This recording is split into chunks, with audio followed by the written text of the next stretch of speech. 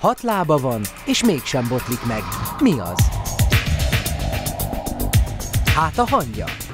Mi mindenütt ott vagyunk. Mindent látunk, hallunk, épp ezért mindent tudunk a természetről.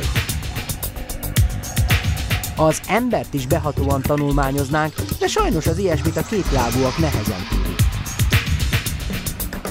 Itt az ideje, hogy megosszuk veletek azt a rengeteg tudást, amit a hangyabolyban évmilliók alatt felhalmoztunk.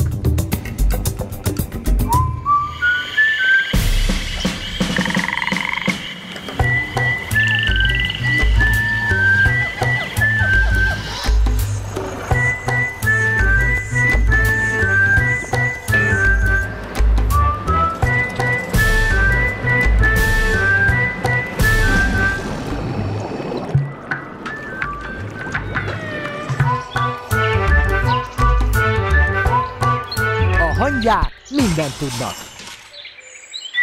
Majdnem mindent. Nekünk, hangyáknak nincs időnk olyasféle ostobaságokra, mint a játék. Éjt-nappal látéve, megállás nélkül dolgoznunk kell, különben felkopna az állunk. Pont úgy járnánk, mint az a tücsök a hegedűjével.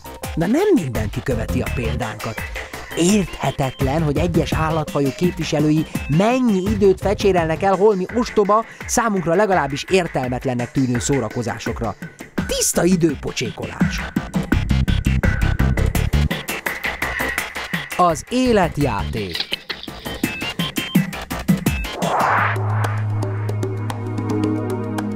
A legelképesztőbb ebben a tekintetben az ember. Hihetetlen! Hogy volt képes benépesíteni ezt a bolygót egy olyan faj, aminek lételeme a játék? Az ember ugyanis egészen kicsikorától kezdve folyton folyvás csak játszik.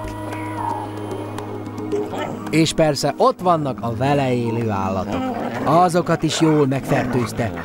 Nem csoda, enni ad nekik, gondoskodik róluk, márpedig ahol nem kell többé a túléléssel vesződni, ott rengeteg idő szabadul fel. És a házi állatok előszeretettel fordítják ezt az időt játékra. De kell, hogy legyen valami értelme ennek a tevékenységnek, máskülönben hogy maradhatott volna fel? A kölyökkutyák ebben a korban még büntetlenül feszegethetik a határokat. Megtanulják, mekkorát haraphatnak a másikba anélkül, hogy az fájna. Tudni fogják felnőtt korukban, hogy a másik komolyan fenyegeti őket, vagy csak játszani próbál. De mi a helyzet azokkal a fajokkal, amiket az ember nem formált a vele való együttélésre? Vajon ők is játszanak?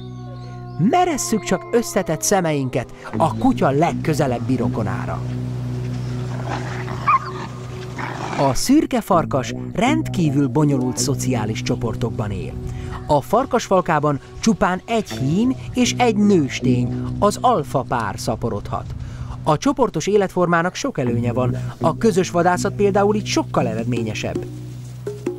De a rangsorban az alfa pár alatt elhelyezkedők óriási áldozatot hoznak ezért. Lemondanak a szaporodásról. Ekkora tét mellett a hierarchia fenntartása nem könnyű. Ha a falkatagok nem ismernék egymás erejét, folyamatosan harcolnának a vezérpozíció és az azzal járó előnyök megkaparintásáért. A játék nagy segítséget nyújt a rangsor kialakításához és fenntartásához.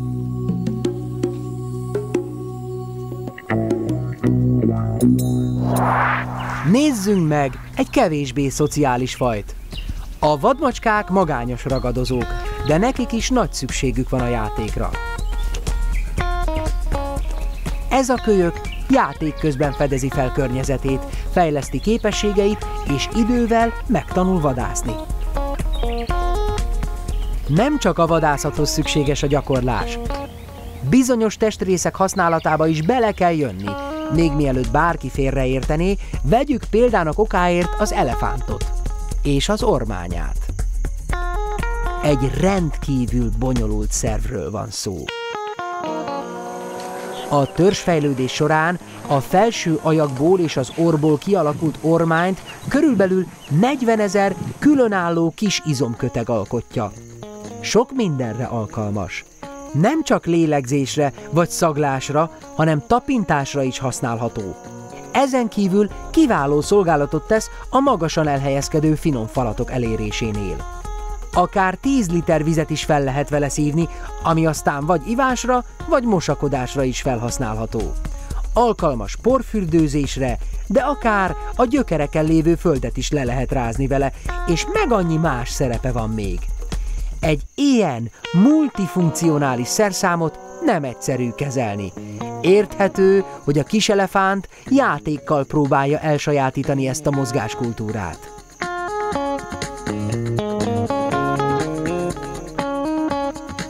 Persze, az elefántoknál sem könnyű minden játékos magatartást megmagyarázni. Hogy ez az ormányos mi örömöt lel az antilopok hajkurászásában, azt mi sem tudjuk.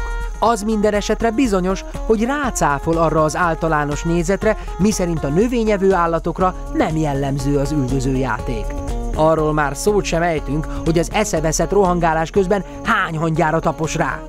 Mindegy, hozzászoktunk, hogy az afrikai nagyvadak lenéznek minket. Úgy tűnik, az embereknek az is szórakozás, ha mások játékát nézhetik. De vajon játéke ez egyáltalán a fókának? Nehéz megmondani, hiszen látszólag az.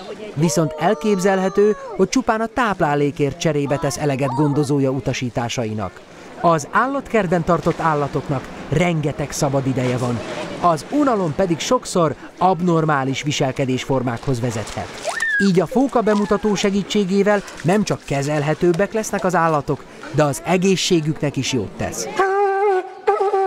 Természetes körülmények között egy épeszű fóka biztos nem törődne a kétlábú szerzetekkel. Vagy mégis? Ezen a zortájon mi hangyák egy lábunkat se tudtuk megvetni a 6 közül. Nem csoda, hogy az ember is csak vendég errefelé. Ezek a medvefókák viszont itt vannak otthon. Meglepő, hogy ilyen zord körülmények között is tanúi lehetünk-e két faj közötti kapcsolat létesítésének. És ezt a kapcsolatot nem az ember kezdeményezte. Érdekes kérdés minden esetre, miként próbál játszani egy fóka az őt filmező búvárral. A fókák a szárazföldön egészen sután, nehézkesen közlekednek, de itt teljesen más a helyzet. Szemmel láthatóan élvezettel tölti el őket a vízben való mozgás. Áramvonalas testük tökéletesen alkalmazkodott ehhez a közeghez.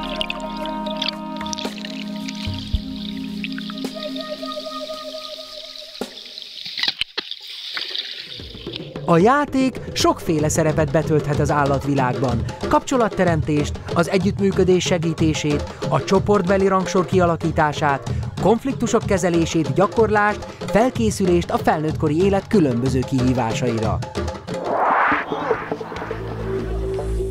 Nincs még egy olyan faj, mint a Homo sapiens. Ennek kifejlett egyedei is állandóan játszanak. Már időszámításuk előtt is nagyra értékelték a cselekedetet. Platón szerint többet megtudhatsz másokról egy óra játék, mint egy év beszélgetés alatt. Akárcsak a többi fajnál, az embernél is hasznos a kapcsolatteremtésben, konfliktuskezelésben, együttműködésben vagy az udvarlásban. Emellett hatalmas örömforrás is a játék. Van egy csoportja az állatvilágnak, ahol igencsak jellemző a felnőtt, kifejlett példányok játékos magatartása. Következzen az az állatcsoport, ahová magát az embert is sorolhatjuk. A főemlősök rendje. Még a félmajmok felnőtt példányai is megőrzik játékosságukat. Ezekről a gyűrűs farkú makikról, más néven kattákról Larry a játék élvezete. Szinte még mi, hangyák is kedvet kapunk hozzá. Akárcsak az ember, a legtöbb főemlős is társas lény. Ezek a makik több tucatnyian is lehetnek egy csapatban. A hangyák kolóniáihoz képest természetesen ez semmi, de azért nem rossz teljesítmény egy főemlőstől. És akkor még nem is beszéltünk a valódi majmokról. Itt vannak például a szavanna cerkófok. Egyáltalán nem csak a kölykökre jellemző az akrobatikus mutatványokkal tarkított birkózás. Ha valamelyikük kicsit túllőtt a célon a játékhevében, megnyugtató érintéssel jelzi a sértettnek, hogy az még mindig csak játék. És a móka már is folytatódhat.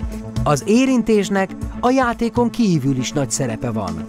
A szavannacerkófok naponta több órát is tölthetnek kurkászással, és ez nem csupán az élősködők eltávolítására szolgál. Minél dominánsabb valaki, annál többet kurkásszák társai. A páviánok közismertek a rendkívül összetett szerkezetű csoportjaikról. Akár 100 tagja is lehet az úgynevezett hordáknak.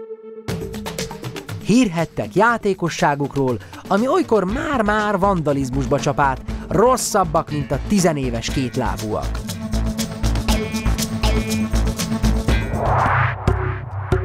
És itt az ember legközelebbi rokona. Bonyolult szociális csoportban él, melyben a hímek a dominánsak. Nem árt tiszteletben tartani őket.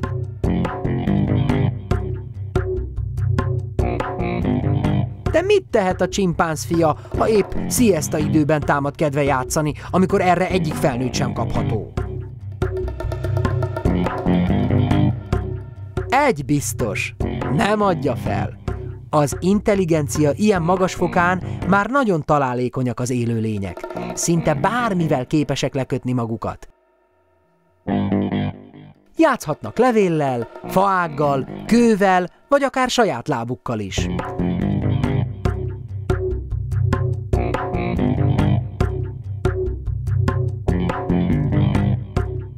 De azért a legjobb játszótárs mégiscsak egy másik csimpánzkölyök. Ebben a korban tanulják meg a különféle gesztusok jelentését, az arcmimika, a hang, a szag és egyéb jelzések alkalmazását. Játszva sokkal könnyebb tanulni. Nem, mintha mi hangyák ezt nem tudnánk. Akárhogy legyen is, úgy tűnik, mégis van valami értelme a játéknak, de azért vannak még fajok a hangyabolyon túl, amik jól megvannak nélküle, és nem csak a remeték, hiszen mi aztán tudjuk, milyen az társas szerveződésű csoportokban élni.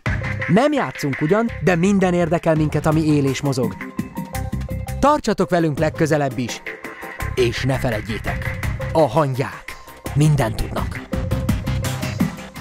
Na jó, majdnem mindent.